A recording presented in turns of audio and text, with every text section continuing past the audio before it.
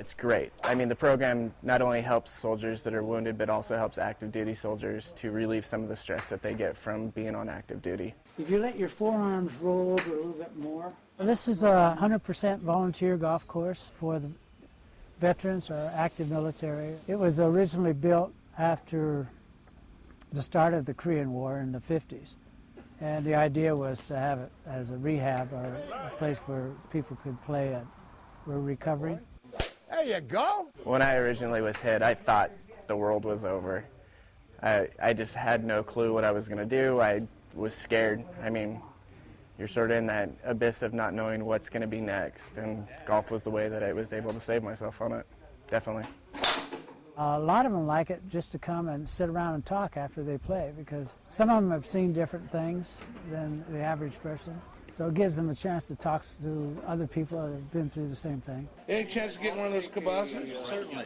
Thank you. Everybody out here is wonderful. They're all about helping the soldier become a better person on and off the golf course. Each one of these people out here is a true volunteer. They don't do this for recognition. They do this because they want to give back to our soldiers. You know, this golf course has really been a godsend for me. Without that, I don't think I would be anywhere close to as healed as I am today. You make it look easy, Pepper. It really connects you with who you used to be, you know, and so it really means a lot to be out here and be physically active again.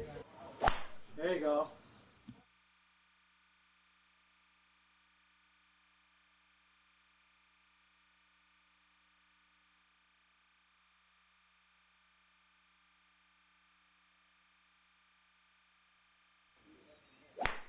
Tim Bomke still looks every inch the all-around athlete he once was, until you glance down. I got wounded by an IED in northern Iraq in 2005. At 29, he lost his lower right leg and his sense of self. In your mind, you think you're able to get up and do things, but your body's telling you no. You make it look easy, Pepper. His world seemingly in tatters, Bomke was convinced to take up golf at the American Lakes Veterans Course.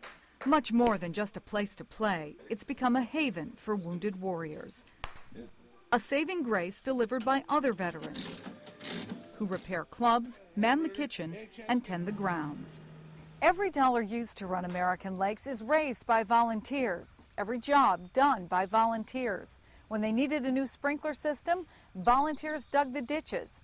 Their average age, 72. It took us a little over a year because you could only work them every other day and then they'd have to rest.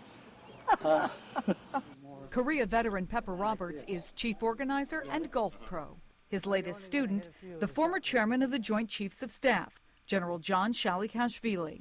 The general is facing the toughest battle of his life, recovering from a stroke. It's an excellent opportunity to show that because you have a physical or emotional injury doesn't mean your life has to come to an end. Come on, come on, come on, come on. From his wheelchair, he's leading a new fundraising campaign for American Lakes to help vets like Joe Gerber. Nice to meet you, sir. Hi, I'm John Shawley.